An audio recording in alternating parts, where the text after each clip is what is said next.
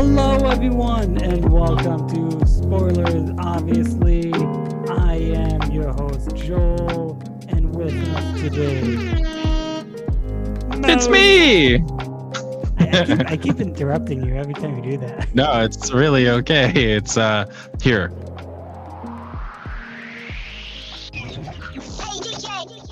It's me, Moses Moon.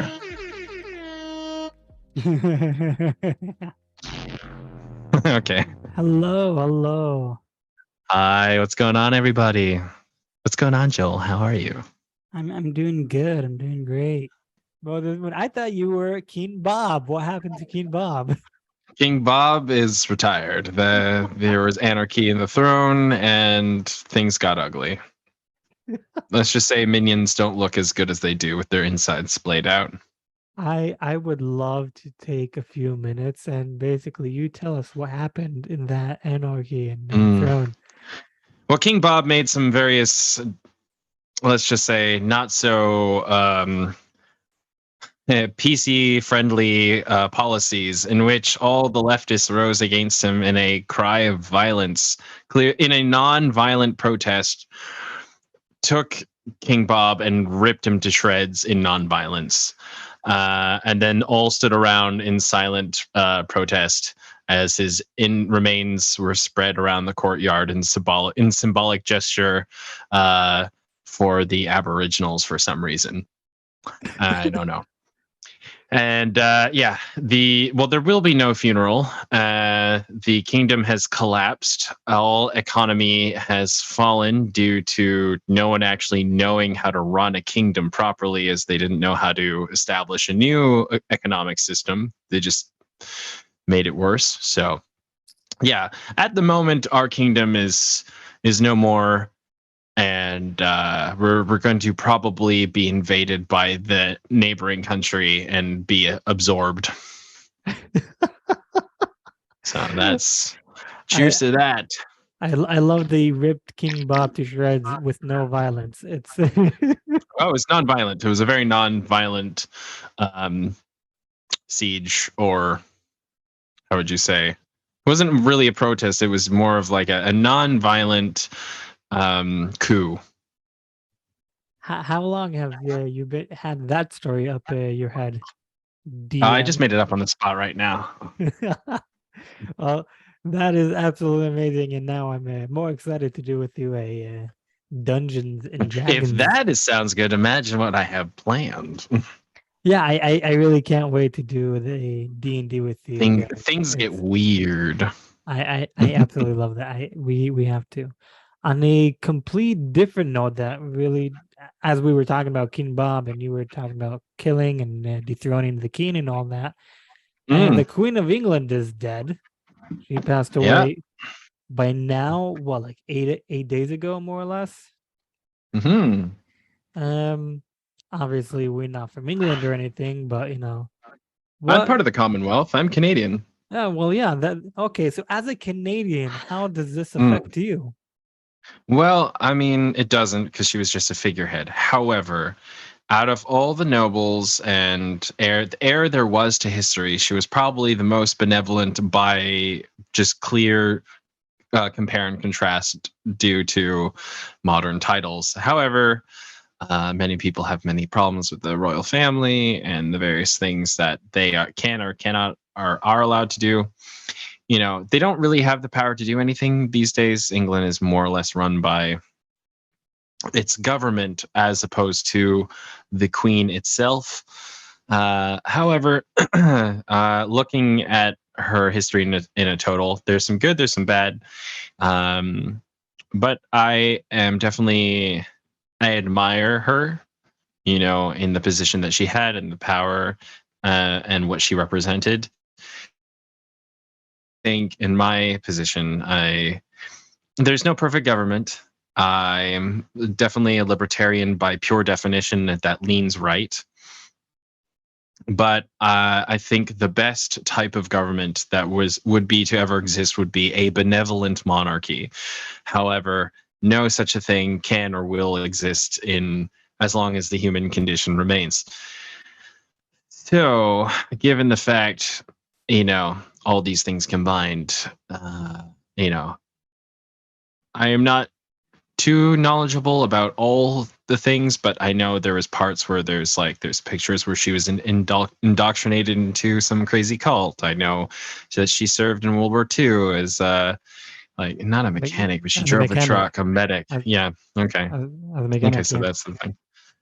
So I respect that. Actions speak louder than words. And her prompts to her people were always beautifully well written, and she spoke with dignity, and she represented something that was definitely long lost.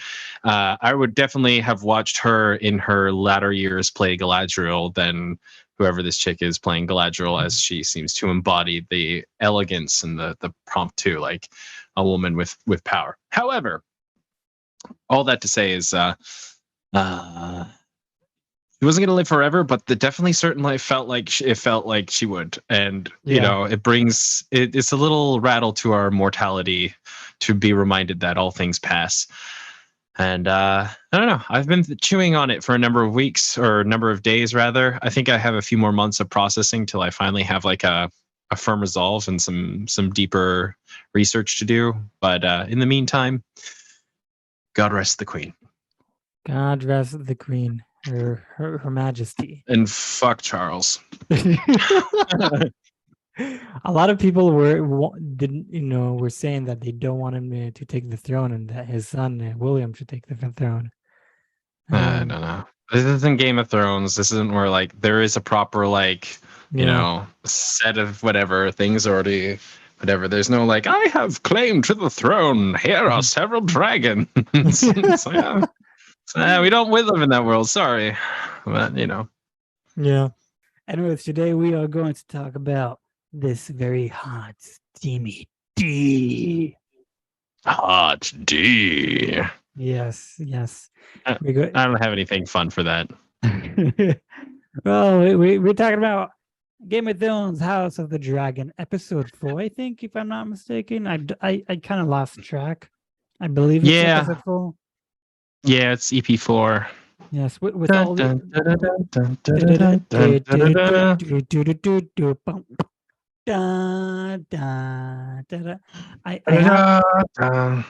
I have to say, with all these shows that we do and that we don't do, because we also watch a lot of shows that we don't talk about, like Rick and Morty. I recently started watching the new Netflix show called Cyberpunk, which is based off the video game. Based of the game. Yeah. So far, I'm enjoying it. I also finished watching Cobra Kai season 5. I absolutely love it. If you've seen the movies, the Karate Kid, so I've seen all 3 of them. So, okay, watch Cobra Kai. You might need to see also the 4th Karate Kid. Is that with the girl? With the girl. Up till now, we don't see her in the series, but they right. But now, no, even in season 5, we don't see her. But they did say that potentially we might see her in the future. It's a rumor. So, anyways, yeah, watch the 3 original Karate Kid, and then watch the Netflix Cobra Kai. It's really good, actually. I'm really enjoying it. To be honest, I think the 3rd one is my favorite one. That's where he goes to Okinawa, right? Yeah. The second one. Yeah, and he with the paddle drum, right? No, that's the second one. The third one, What's comes the third back. One? The third one, he comes back from Okinawa and he builds a bonsai shop. I didn't. Okay, maybe I didn't see the 3rd one. What the hell? Well, me? What? No. All right. And anyways, you'd have to watch it. What's funny about the 3 movies? They obviously, were shot in like several years apart from each other. In the first movie, the actor who plays Daniel LaRusso, he's in his 20s, early 20s. By the 3rd movie, he's in his late 20s, maybe even early 30s. And yet, those 3 movies take place in 1 year. And you see in all 3 movies, like how big he gets. Yeah, he got fat in the 3rd movie. It's like, yeah, no way there's been a year. Like he also got cholesterol. but no, he needs to to embody a 17, 18-year-old. Like, yeah, no way you are 17 or 18. You are a classic Grease teenager who is in his 30s. Yeah, and they replaced the love interest. Yeah, no, I never saw the third one. I only saw the first two. So yeah, Huh. well, watch the third one.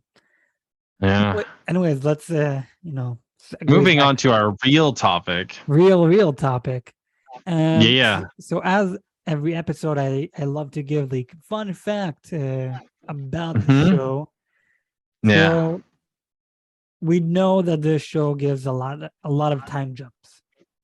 Mm. We still don't know it, but it is confirmed that the actresses that we see, Rhaenyra and Alicent, they are playing the younger versions of the actual character, which means later on in this series, we should see the older character. I don't know how many years apart, maybe like 20 years in the future. We only jumped what in this episode? 2 months? No, so from episode 1 to episode 4, we jumped overall 4 years. Right, but I'm saying episode 3, we're 4 years ahead. They're now 17. Yeah, so And then between episode 4, they're still 17. No, we jumped from between episode 3 and 4, we jumped 1 year. Oh, okay, that would make things, I guess, a little better. I didn't catch a clear time dialogue reference. I'll give you the time. So when the Rhaenyra goes with their cousin Damien, and they see the show, the uncle, and they see the show, and the guy's like, who will sit in the throne, the brother, the daughter, or the child of 3? Now, the last episode, I missed that completely. I was listening, but child of 3, yeah. Yeah. So the last episode, he just had his second name day. Yeah. Yeah. So, which tells us. Okay. Yeah. That makes me feel a little bit better, but still not really. So what I was saying, I'm going to go back a bit. So we do know we are going to see the older character of these, Alicent and Rhaenyra. Now, because they did confirm season 2, and this is now my problem with this show. Yes, I'm enjoying the show 100%. It is most definitely better than She-Hulk, and my point of view, also a lot better of Rings of Power. Because of all these time jumps, you basically skipped a lot of story you could have told us. Now, a lot of people are actually very much loving Rhaenyra and Alicent, these actresses. They're doing a great job. And because we are going to see within this season the older characters, basically telling us we're not going to see these actresses play these characters again. So they did confirm that for season 2, no, we're actually going to see these actresses again, which tells me in season 2, we're going to have a flashback to this time period, which is like, what the fuck? Like, if you could to reestablish things. Exactly, to reestablish things that you didn't do because you didn't know if you're going to have season 2. So it's not really a fault of the show or the showmakers. They didn't know. I know, but the thing is, this is now the problem with doing all these time jumps, especially going to do a time jump like here. We're going to have different actresses play these characters because we're most likely going to have a 20-year time jump. So obviously they cannot embody those characters again. Fair enough. It's fair enough. However, halfway after season 3, the idea of doing time jumps won't be a thing anymore. After season 3 or after episode 2? Episode 3. I'm saying like halfway in season 3, like the shtick, like maybe they'll have moved the story on further along that they don't need to do flashback. We'll really find out. We don't even know. It hasn't even come out yet. Yeah, they only confirmed season 2, but yeah, hopefully. Who knows? Maybe everybody dies in the end, and we actually follow that crippled dude from the previous third episode. episode. Yeah.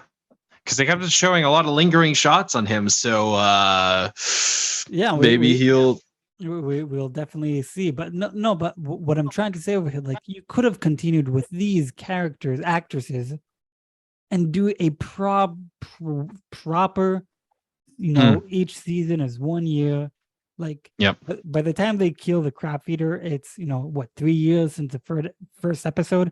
That's easily three seasons for Game of Thrones. Mm. Like, you could have done it like that but way. we don't know what other obstacles they'll be putting up with. Like, yes, maybe those were really important and the rest is really fluff, but who knows? Maybe skimming over this lightly enough so that when we can get into the meat of the the Dance of Dragons, the Tale of Blood and Fire, like maybe there'll be more things. Like, I don't know, I haven't read that, so I don't know how much we've skipped or are skipping. I also haven't read that, so I also don't know. But I don't know. We know anybody who's read these things who are JR, not JR, No. George R. Martin fans? No, I don't know anyone who I don't know personally anyone who read the books. I almost did buy the book, but a page was completely ripped out of it. So it's like, yeah, right, you told me that. And they didn't have another copy. Well, motherfuckers. Yeah. Well, thank you for confirming the 1 year skip, because I was like, I know it's technically appropriate around that age, but fuck me, like seeing two 17-year-olds get railed side by side is just like, but now that I know they're 18, that's completely okay. We almost saw the boobs. Damn it. Anyways. My boner is now justified. I'm okay with this now. I don't have to wrestle with myself. I'm not a pedophile. I'm not a pedophile. Yes. Oh Lord, dark places already. But seriously, that the fifth one though, not the fourth one, not having like a lot of action, like you said in your text to me like a while ago, like it was a really good. There's a lot established in this. Yeah, it's not an action episode; it's a build-up episode, and it was a very good build-up episode. Mm-hmm. Also, I mean, like politically, ending on the hand getting. Yes. Pushed off, which, by all means, like, we love when a good hand, filthy little pinky finger character type, gets vamoosed. It was nice about the GOT was that finally Littlefinger gets his coming uppins, and you're like, oh fuck. Whereas this was like was also like, oh, finally. Whereas this one was like, okay, reasonable amount of time, but still rather quick. So it leaves me to think, okay, what are they going to do, or what is the hand going to do? I think he's going to, well, I don't know. I don't know anymore, because she's going to marry the sea snake dude. So yeah, so I even though I did not read the books, I do know what happens because I do my research. Spoilers, obviously. I spoil shit for myself, just so I can spoil it for other people. So yeah, according to what I know, so Rhaenyra marries the serpent, not serpent. What's his name? The sea snake's son. Yeah. So according to what I know, from the books. Sea snake's son who sells seashells by the seashore. And so yeah, Rhaenyra does marry the serpent's son, and Daemon actually marries the serpent's daughter. Ooh, yes, interesting. They do have kids, and it turns out that the serpent's son is maybe gay. So they. But this is a nice callback to GOT. Yeah, but this is after Rhaenyra has kids with him, so he might be gay, might not be gay. Either way, I believe he dies, and also his sister, the serpent's son's daughter, I think she also dies. So Oh. only after that, Damon and Rainier marry each other. Oh. Yes. Rank, but still. Yes. But For anyone who did not want that spoiler, you're get welcome. fucked. It was interesting about this episode. Let's get into it a little bit. All right. So establishing we actually start the episode, I think, in an awesome way, how we see how everyone wants her hand to betroth well, it's been her. arranged. It's been arranged, like Yes, to have this tour. Exactly. But then we see this little kid who is probably An old tall. man and then the young kid. Yeah, the old man, and then right now it's basically, you're older than my father, fuck the fuck off. And then like, oh great, a little kid who is Pubescent boy. Yeah. Who does kick the ass of the was it a Baratheon? No, it wasn't a Baratheon. These are two houses we haven't heard about during GOT, but they do exist during GOT. So the kid, so this is what I know or vaguely know. So the kid, his house, they were very much besides Aegon the Conqueror the entire way. His ancestry also go all the way back to the very first men. You had the children right, of the first, that was mentioned. The children of the first men. So it goes all the way back over there. Because they did help Aegon the Conqueror, Aegon gave them a piece of landing as a gift. Two little hills or mountains that called the Teats. Why? Because they look like teats, like boobs. Exactly. The problem is that land, or right next to that land, is the other house, and now they're basically feuding with each other.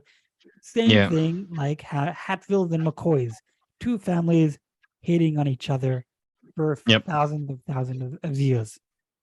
So, sounds like a true Romeo and Juliet, except in the end, one boy slaughters the other. No happily gay marriage. That's how the original Shakespeare goes, right? I think so. I'm not that Shakespearean. But no, I was surprised. I like that little twist. I also like that. Like, first of all, the fact that the kid stood on his own and against his rivalry, this guy, from other families making fun of him. At first you see like, I'm gonna hold back, I'm not gonna, but then it's like, no, fuck you, you dishonored me and my family, my house, I'm gonna fucking kill you. And he does. And I was bummed we didn't see it because it's straight up cheat. Yeah, like Game of Thrones, we need to see it. But after he killed him, the only thing that popped into my head is like, shit, his dad is gonna be fucking proud of this kid. Oh yeah. For sure. Also, we see the guy, I don't know if that was the guy's father, but the guy was beside the kid in the yellow.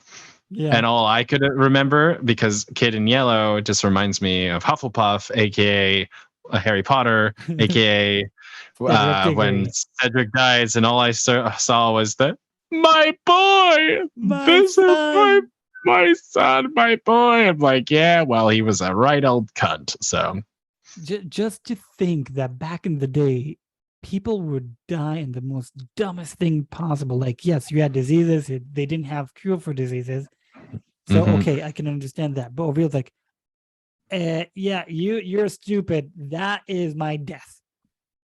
That natural selection at its finest. Like, for something that stupid, someone lost his life. And it's like, holy shit. That's sad. That's but that's reality. And this is what I love about the show. No woke bullshit, as real as possible, and equally fair to everyone. Equally fair for women and for men. Less for women. Equal rights, equal fights. Exactly. Less equal for women, but still more or less equal. Yeah, there's a whole thing about like rights and like things were debatable because societies were built on the concepts of like there's a sacredity to women, and so we need to protect that virtue and whatever. And it may seem constricting, but at the same time there was still the same amount, like, like it was equally tough for both men and women in those times because it was, fucking difficult due to the stages alone that you could die from anything, basically. Not to say that women had comfy lives, but if you had, were in power, that was a thing. We have Daenerys and the rest of other people's, like, so it was possible. It wasn't like your ability to deny. Like, it was more like classism was the issue, which made it difficult one way or another. But it seems in this world, like, I don't know. It's just a very interesting view to, like, look at it, this feudal or classist kind of betrayal, and see that. I don't, it's interesting that we don't have leftists like, woe to my soul about these things. Like, why can't you write things about, like, the fantasy when, like, like, men and women were equal on all sides, like, and no one's calling out, like, you can't just use classism anymore. It doesn't make me feel good. Like, as opposed to, like, hey, this is an actual story. Yes, it pertains certain elements of things that we recognize from our history because that's what we're writing from, and whatever the narrative unfolds from there, and deal with it, kind of deal. Like, oh yeah, don't you remember there's slavery in this world? Like, no one's gonna fucking be like, hey, you can't write about slavery. That's just really, like, people really had a hard time with that. Like, it's a reality, and people forget, like, that slavery still exists and alive and well today in various other countries, and the sex trade and whatnot is even prevalent in modern northern hemisphere, Canada and the United States. So it's like, you can really see when people want a virtue signal as opposed to actually deal with the right issues. Yes. Part of me is I take a break from this virtue rant.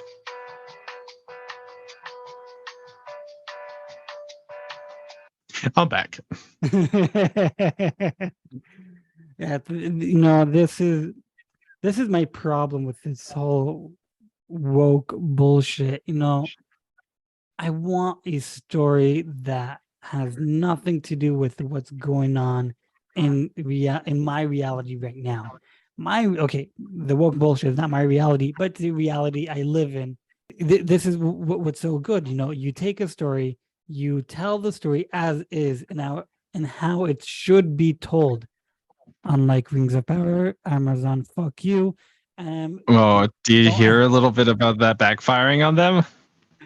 No, I didn't actually. Because one of the producers is like, yeah, okay, you know how Peter Jackson's stance was always like, we're taking Tolkien's world and we're telling his story, like the things that he cared about, and we're removing the things we would want to tell.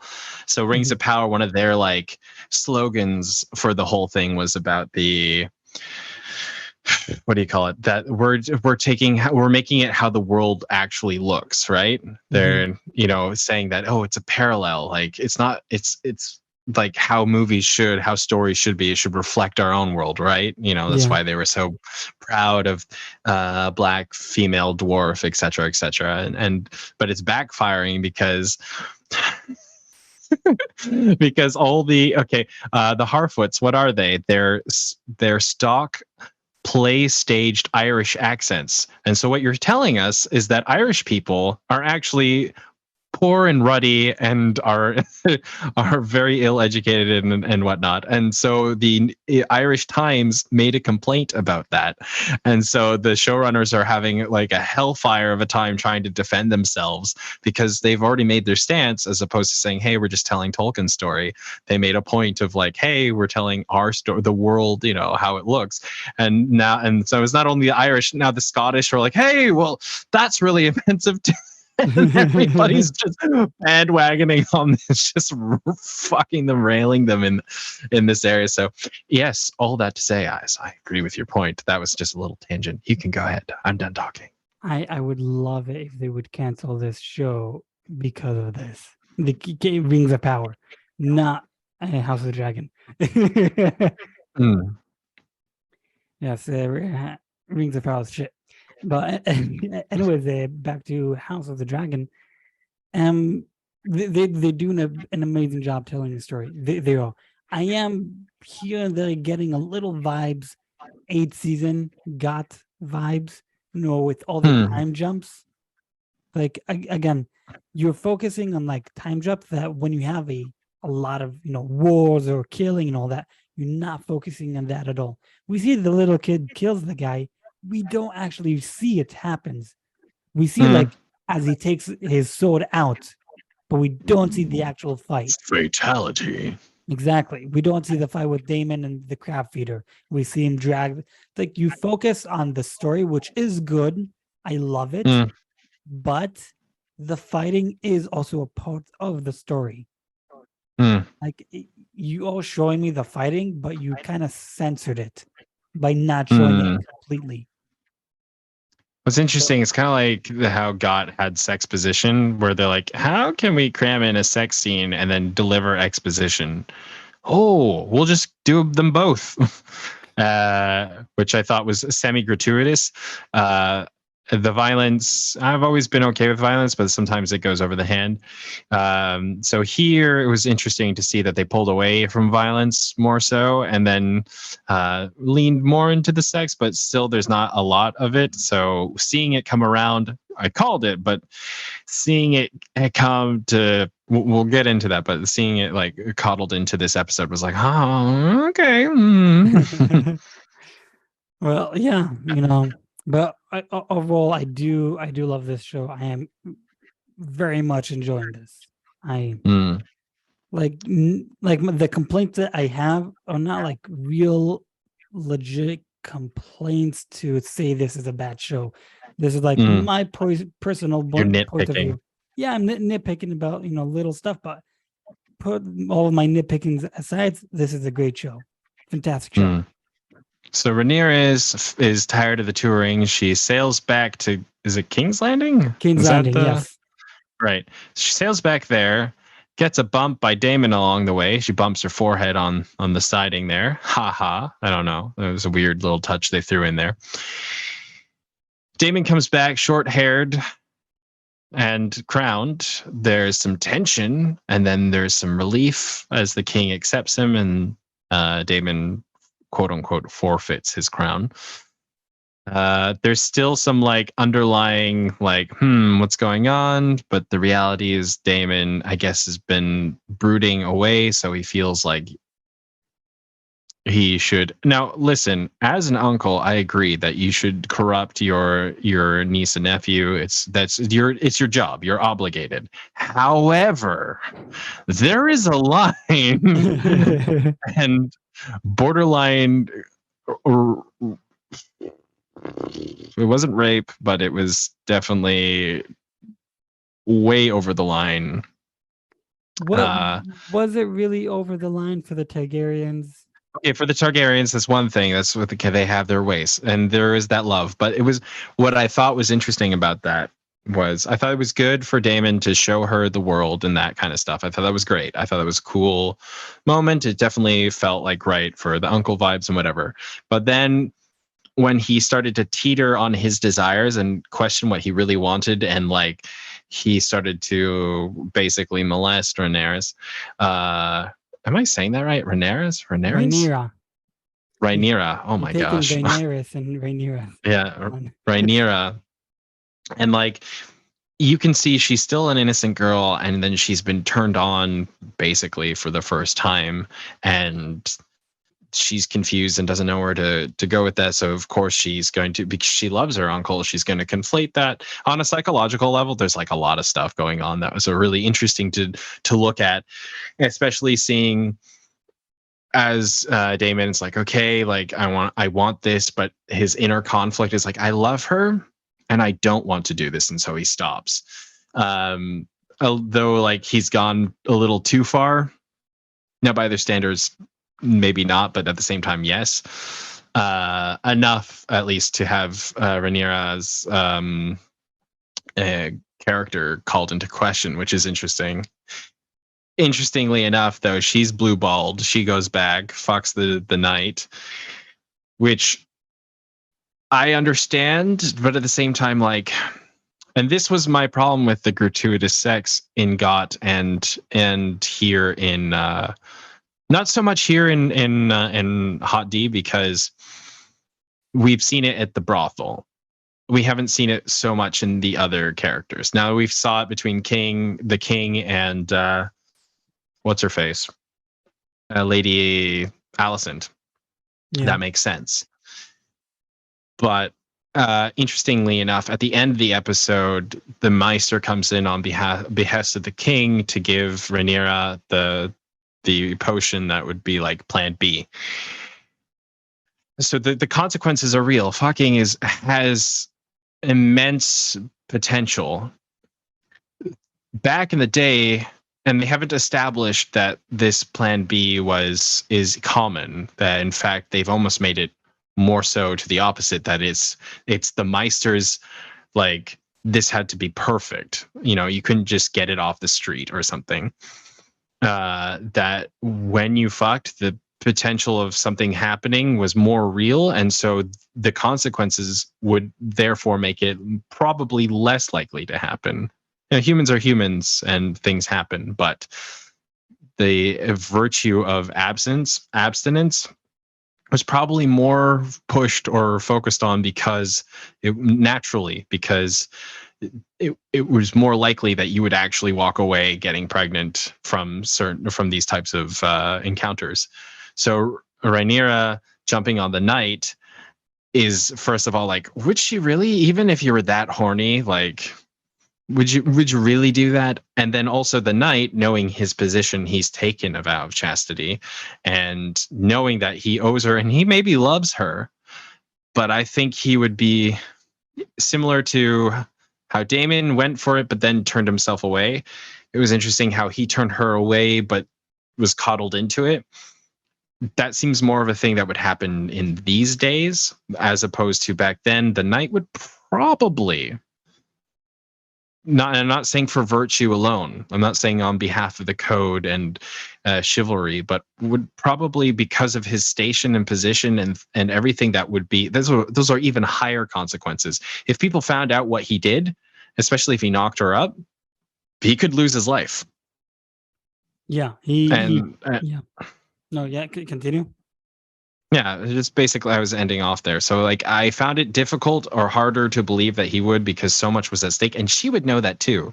So that would make her very arrogant and or stupid and or really immature. Like, nothing's gonna happen. Like, it really kind of devalues her character in a way, as opposed to like empowering. Oh, this is her first sexual encounter. Like, that can be powerful, but it's there's a lot of, like, on one half it's good for the story because it establishes a lot of things. On the other half, it leaves several splays of like confusion of like, what direction does this actually mean? Is it like, it has me questioning on a certain sides, because it splits the dynamics up.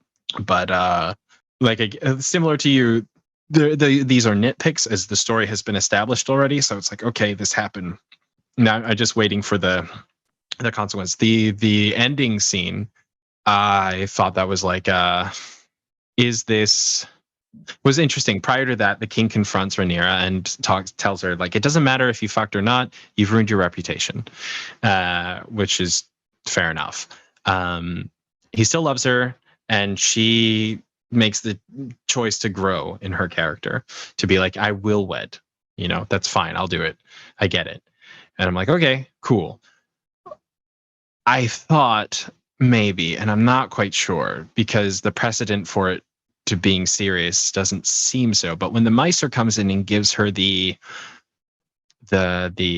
Plan B, we'll call it, it's like a test. I don't think it will be narratively subjective to or important. I could be completely wrong, but whether she takes it or not is an indication of her virtue, right? Well, if she did get pregnant, so yeah, it is an indication for her. Even if she didn't, the point is, like, if she fucked or not. But she didn't come out to the king and say, oh no, I didn't fuck Daemon, he never touched me. Lie, but he didn't impregnate her. They didn't do it.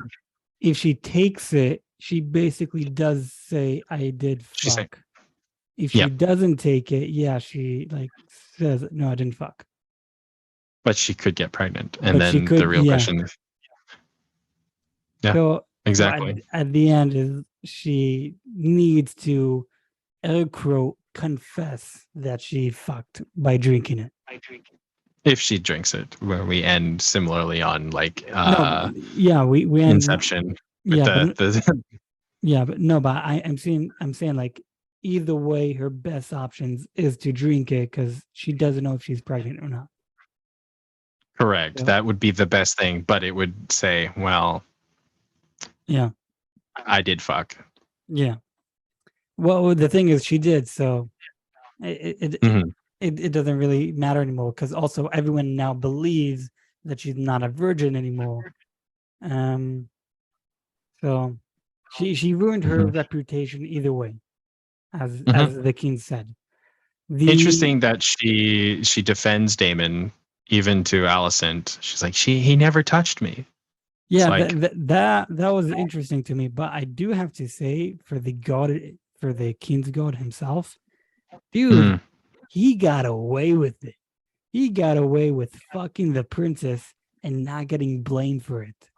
He got away with taking her virginity, okay, and not taking the fall. Damon took the fall. it's true.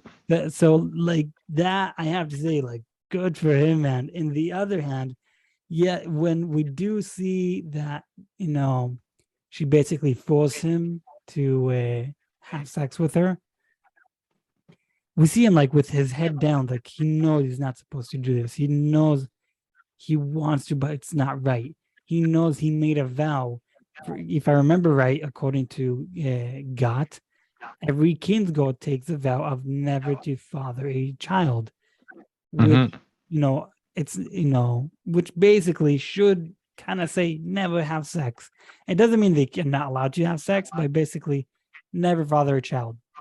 Yep. Jamie Lannister told this to Tywin, like, I'm very strong about my position.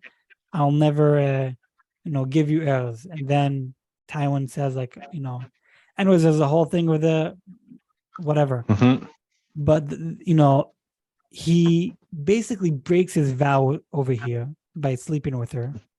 Yep. He then goes against the kingdom itself by taking her virginity, Hmm. and he gets away with it.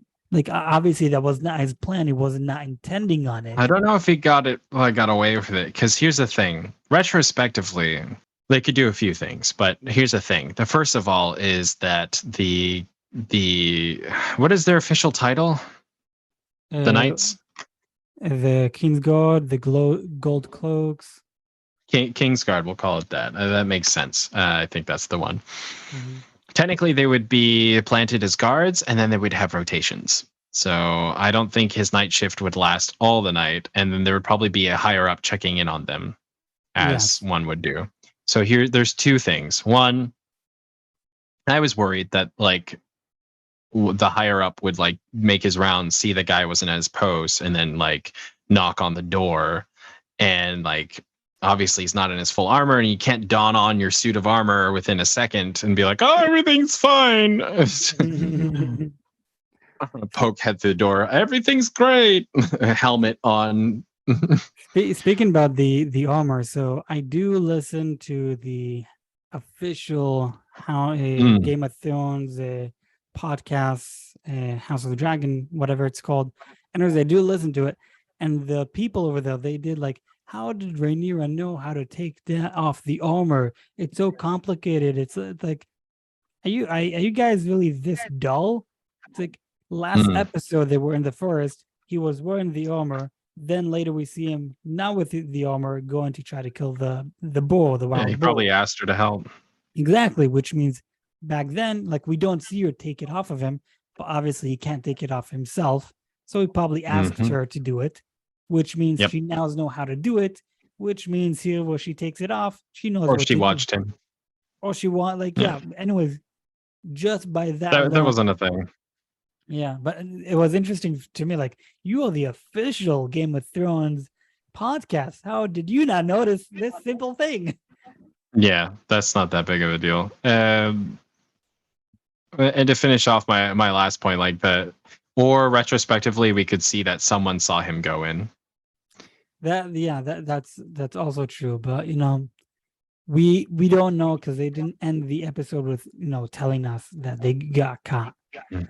But there's Um, also this like foreboding sense that like she wants to use him as a plaything, and like because when he goes in to deliver a message, she gets all excited. He's like, "Let's fuck! Like, come here!" And he's like, "I'm actually on business. I can't do this." I actually thought someone would be like right beside him, and like they would walk in and be like, yes, "Hmm," and then she'd be like, "But yeah, I uh, I also expected that. but yeah, I don't know. I don't know how that's gonna play out. Obviously, if she's gonna get married, well, I don't give a fuck. I don't know. There's a lot of complications with that in and of itself that they're probably gonna breeze over. That's gonna make me go, but what happened? Well, I did see the trailer that they release every week for what's going to happen on the next episode. I will touch about that a bit later. I do Mm, still want to talk about this episode. Um, we do see like Alicent and Rhaenyra, like both of them having sex for the first. Okay, obviously not Alicent for the first time, but we see them not having sex together. and not together. But we see like they mirror each other, and Damon tells us like sex can be pleasure for both male and female. In the meantime, we Correct. see how Alicent Alicent is not is, enjoying it. yeah, she is literally what Rhaenyra said in the very beginning of the episode. Why wouldn't I want to be a thing just to push a fucking baby out of my legs? Like, Yep. I want to live my life, which was a fuck you to Alicent by accident. But we Yeah. basically see Alicent. This is her job. Like, she doesn't get to live a life. She has no say of her life. All she does is open her legs for the king and push out a baby whenever she can. Yep. And here, Alicent, having sex for the first time with a person she might love, whatever, but she enjoys sex. So Mhm. it's interesting how they mirrored it. And about Damon, what he basically gave a bad name to Rhaenyra. Do you think he did that on purpose? I think that was his intention, Yeah. but I think he realized he'd gone far enough to ruin it, and at the same time, he also realized I'm not gonna go through with this. Enough has been done. Yeah. I also Because he goes to the king, calls him, and he seems like he had it all figured out. figured out. Yeah, because he wasn't like struggling for his. He's like, just wed me to Rhaenyra, like simple as that. Yeah, I do agree with that. What I did like that Damon did do of it when he took Rhaenyra to the city, it's her first time out of her bubble. Yep. Like, she was in this bubble. Oh, everyone loves the kingdom, but this is for the first time she saw, like, no, not everyone loves the kingdom, and especially just because you're a woman and you are inheriting the throne, no one likes you because you're going Yeah. to be the very first person who is a female to inherit the throne, and they know nothing about you. So I love that she got that little taste of reality, and also at Hmm. such a young age. So Yeah. I thought, well, for anything that would give her character at least some, let's say, push towards like making the realm be endeared to her, excuse me, by she come up with something. Like I thought maybe the next day she would start working on something. This is why I was slightly thrown off by her like being blue balled and like fucking the knight, because I thought the fact that first of all Damon denied her. So generally it's not out of the range that she would go and fuck someone else. That's totally acceptable. But most people would be, let's say, distraught, and the whole evening had been kind of a negative experience, positive in the terms that she needed to learn a lot of things. So I thought she would probably go back to her room, because when she walks into the room, her mind isn't on the knight. She's furious. She walks in, slams the door, and he's confused why she's come in through that manner. And I thought she'd be like poring over like things that the kings have done in the past to endear themselves to the kingdom, or do something like thinking or brainstorming about like whatever. But no, not to say that that's wrong. I think it could have gone either way. I think the story is fine. Again, narratively, it would, at least for me, for her character, would make me think that she was actually more proactive towards the position that she actually wants. She wants to be queen, Yes. you know. But yeah, she's done nothing so far, at least to tell me that she's going to take extra steps to make sure, there is that entitlement about her, that she's like, fine, I'm going to be queen.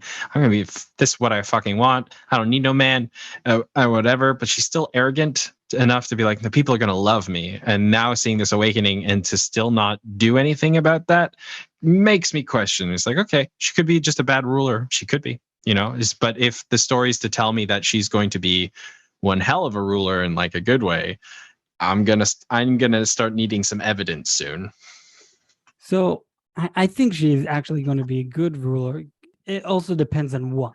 When it comes to battle, we see she will get on her own dragon and deal with the problem. We saw that, and we know this about her very clearly. When it comes to being a ruler to the people, yes, you are the first female to inherit the throne. What have you done to prove to the people you are going to be a good ruler? And as we see, you did nothing. They don't like you because they don't know you. So that is something she will need to fix. And again, I love that they show this to us in her very young ages, that she, okay, this is my problems. This is what I need to learn. Like in some cases we see you are a strong woman, but then in a lot of other cases we see, no, you're very weak. You're also not that smart. You have a lot. They've set a precedent for her. Yeah. I think if they're going to jump in the future. Yeah. Go ahead. Finish. No, she's climbing the ladder in a very, like, not too fast, but not too slow. She's climbing the ladder. And I'll add on and saying, like, it's okay that the reason why I'm like, okay, that they didn't address it right away is that this next time jump, I don't know how far it's going to be, like when she's going to have kids and whatnot, if they're going to keep jumping or etc. But she's going to get married. She's going to have a place. She's not just going to be like the wine pourer, and she's not going to be like whatever. Like she hasn't taken the initiative, but now she'll be in a place of power, married to the son, where she could probably, okay, now I can work on my influence and actually start doing stuff on behalf or for the people. ? Will that happen? Or I don't know. We'll have to tune into the next episode. So again, I'll later in the episode we'll talk about what I saw in the trailer, but I think episode 5 is going to be the last episode where we see these actresses, Rhaenyra and Alicent. And by episode 6, we are going to see the older versions, maybe even by the end of episode 5. Well, I mean, I'm not opposed. Like Esau Narnia, right? The Lion, Witch, and the Wardrobe. Yes. And even within one movie, they do a time jump with different actors playing the Pevensies, the last names of the kids. Okay, but that's like the end of the movie. That's not like the rest of the series. Yeah. But when they come back, they hop through the wardrobe again and the kids. So the thing is, like, I'm okay with older actors doing their thing. Yeah, no, I'm okay with it. I just have a problem that now in season 2 we are going to see the same actresses as a flashback to this period of time. It's like that's like my. Well, maybe they'll do it really tastefully. Yeah, I hope so. To be honest, I think if the writing is as strong as it is, and I have yet to see it falter, like they've built something really well, and if they choose to use a particular gimmick, that's fine. As long as the writing justifies it, I think it'll be nice, because similar to the cameo, it'll be like, and now we flash back to when Rhaenyra wasn't so much of a bitch, and it's like, oh, this is really cool. Yeah, we will have to see. But I in the meantime, I do want to talk about the Hand of the King a bit and what's going on with his story in this episode. Yeah, come on, bring it to me. Tell me about the Hand. What's he doing? What's he doing? He's wiping his ass. He's wiping the king's ass. Oh yeah. What else? What's he doing? Is he planning? Is he scheming? So a bit before that, Alicent had a huge problem with Rhaenyra, because Rhaenyra didn't choose any of the people she was betrothed or whatever. It's like, what the fuck is their problem? But then it's like, oh no, your dad and I tried to find someone for you, but whatever. I had a little issue with that, but okay. And it was the Hand of the King. So Rhaenyra is in the brothel, and there's a little kid that noticed them in the brothel. He then later on, during the exact same night as Rhaenyra goes back to the castle to have sex with the Kingsguard, that little kid goes to the Hand of the King and tells him what he saw. What I'm talking about. Yeah. But what you see, little boy? But the thing is, he didn't see everything. He only saw them in a brothel. So he basically... he saw them leaving. Exactly. So he basically does 1 + 1 = 3. As we can tell, he's not good with math, because he basically came up with an entire story that did not actually happen. So I mean, it's hard to tell. Like, even if he got some details or like asked for more about it, the reality is like they did go to the middle of into the center of the pleasure house, where that's noted to be where like the bad stuff happens, and people did see Daemon getting handsy. So to see how far that went, it's hard to say. Like, if you saw someone pull out of the situation, you don't know, because like she was in the thralls of ecstasy, even though not too much happened. You just say, oh, Daemon was pretty quick. I don't know. I don't think he took her virginity. I don't think that. But no, I don't know. And no, he didn't. It's implied that he didn't. But like, from a spectator's point of view, it's difficult to be like, did it? Yeah. So the kid spectates, and that's, as you said, maybe they did, maybe they didn't. He will go with they did. He tells that to the Hand of the King, Otto, and Otto goes to the king and tells the king the bad news of your daughter is no longer a virgin. Yep. And I see how the king gets all pissed off with the Hand, like, how within 5 years no one rose to power so fast. And he realizes, like, finally the king realizes how Otto has been playing games with the king to rise to power. Yep. But the king even says it. Like, are you that like ignorant that you're gonna do whatever you can to get your blood to sit on the throne? Like, here you made me marry your daughter. Now we have a son. Now you want him to sit. Like, are you that, like, you're willing to destroy my family just so your blood will sit on the throne? And yes, the answer is yes. Like, let's be honest with you. We also see, like, the king is missing 2 fingers. Like, if you remember, he got cut and then he's missing. So we see on his back as well. Yeah, his wounds actually getting a lot worse. Anyways, so the king is all pissed off with the Hand of the King. Then, by the way, the king is doing a fucking phenomenal job at this acting. Whoever's acting was amazing. I have to say, the acting of all the actors over here, hands down, amazing. Everybody's doing a great job. Yay! Yay! There's nobody whose acting skills do not make me believe that they're not a part of the world. They are. Everybody feels richly well embroiled. All the acting skills have been brought to the table. I am very well pleased. So, and that goes hand in hand. Writing and acting, it's beautiful. It's fantastic. I'm having a ball with this. I have no qualms or issues with what's going on. If anything, you can all our nitpicks have been at little things that could be or whatnot, but the reality is we're just waiting for some sort of conclusion so that we can judge the whole, because we're enjoying the ride. Yeah, we enjoy. They did the research, the research. They did, they got the knowledge. They knew what they were getting into, and they did their homework. They know what to do and what not to do. Amazon, take a fucking lesson.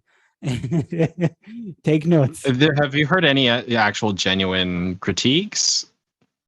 from Amazon.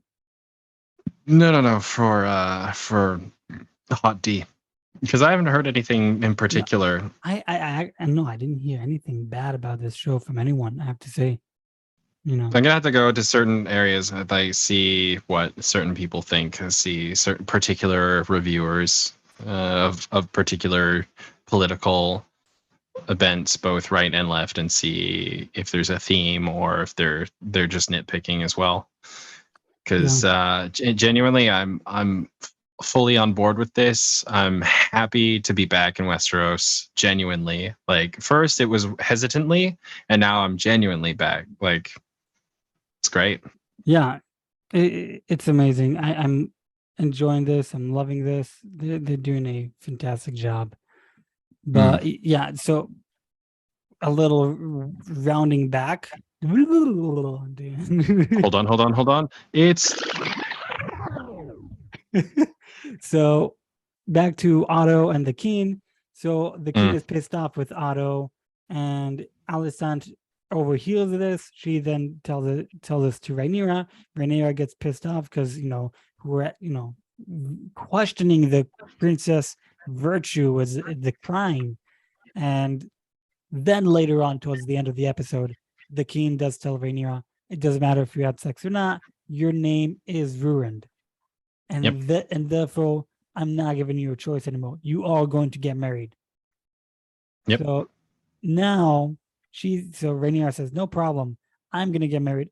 I'm going to take that full responsibility. I'm going to stop fighting with you. But you have to do your job as the King and get rid of the mole and of the person who's causing all these problems and creating rumors. And I was surprised that the King said, you know what? Okay, I will do that. I will get rid of Otto. And at the same time, it's kind of Rhaenyra telling the Alicent, fuck you. Because now she's like, that's her dad. Yeah. But no more secret missions. I was surprised that the King actually did that and went to Otto and like, yeah, man, I'm on to you and your dirty little schemes. You no longer. I let you go up to here, but you went to here. Yeah. Fair enough, though. I mean, like, again, like I said earlier, like Littlefinger, there was points when like the story kind of stretched for him and he should have probably been killed much earlier. However, when he finally got his comeuppance, it felt good, especially when it was that like last ditch effort with Sansa and like in trying to thwart her and Arya's relationship. And you were like, oh, this is believable. Fuck, I don't know what's going on.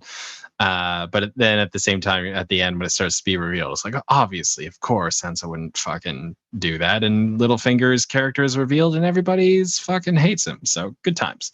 But I mean, not that I think he deserved death for pushing that really annoying bitch of a woman out through the moon window. But I mean, that was funny. But I mean, yeah, he deserved the right, justful cause of the laws and shenanigans.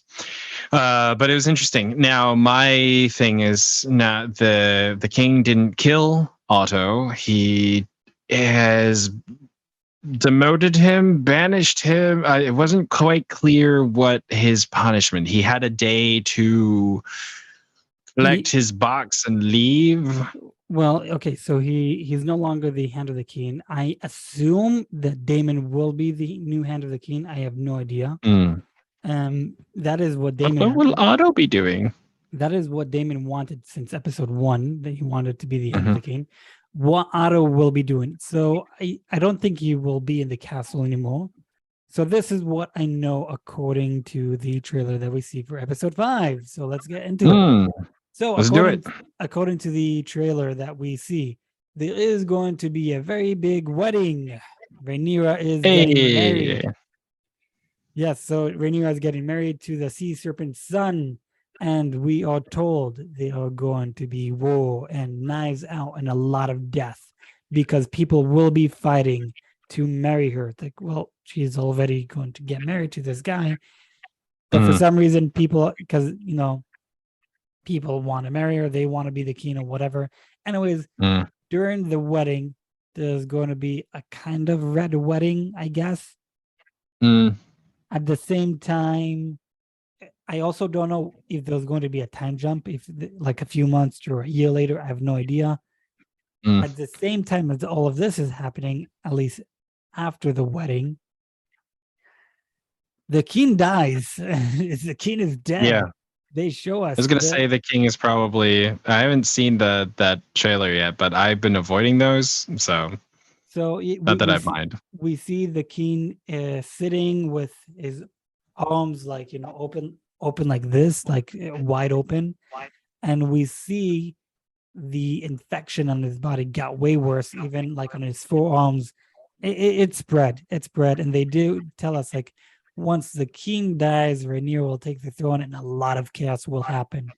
So I'm assuming that is going to be the main focus of episode 5, or towards the end of episode 5. You think the king will die in that episode? Oh yeah. I think he's going to die of that. Do you think it's the same disease that the crab guy had? I think what the crab guy had, he was burnt, because when we see his face, like close up, we see like burnt marks also on his neck. I can't identify fantasy wounds on television. It's very difficult for me. So, because when you show medical stuff, it's either when, like, if you like pre and during, but post, if they didn't show prior, is very difficult for me to understand what that is. Yeah. I thought it was like grayscale almost, but I could be totally wrong. On the keen or on either or, because their skin looks similar in my eyes. So I don't know what's on the keen. I think it's some kind of infection that he got from the throne itself. Yep, bad omens. Kept cutting himself and all that. The crab feeder, I think it was just burnt somehow. It's tetanus. It's tetanus. Yeah, it could be tetanus. But yeah, I am expecting a lot of death in episode 5. And it's the build up, since they didn't have anything. And the king to die, which means Rhaenyra takes the throne, and all of that chaos happening. It's going to be an interesting episode this upcoming Sunday. Yes. Well, I'm stoked for that. Tetanus doesn't leave any like particular external. It's a fantasy world, Moses. I'm just saying. I'm just taking a quick look at the medical side of things. It does. It's gnarly. People who get tetanus. But, however, pick me. Yeah, I'm excited for next week and to see the chaos start to unravel and see where this pushes. Especially since like we're supposed to see a lot more dragons. We've seen 3 so far. Now we're gonna see like. They did confirm before the series started that we are going to see 9 or 10 dragons overall. Yeah, hopefully not sporadically. I want to see them all together. I want to see them all together, and I don't want to see a dragon fight. I want to see a dragon. I don't want to see like small dragons and here you saw like no. I want to see big ass fucking dragons. Well, if we're gonna get time jumps, we should. Yeah, we definitely should. So yeah, I'm excited for the next episode. I'm excited for every episode we are getting so far. This, like I said, out of the 3 shows we're talking right now, She-Hulk, House of the Dragon, and Rings of Power, this is the best out of the 3. I'm thoroughly enjoying myself. Me too. But anyways, I do believe we got to the end of our episode. Feels like it. I am your host, Joel, and with me today is Moses Moon. That's right, folks, the one and only.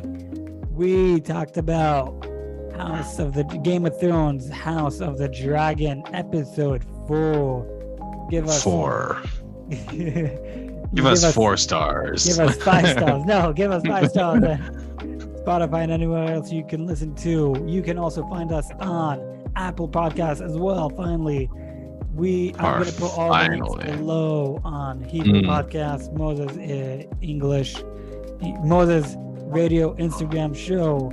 We are Spoilers, That's me. Obviously, and we will see you guys on the next episode of Spoilers, Obviously. Bye. Bye.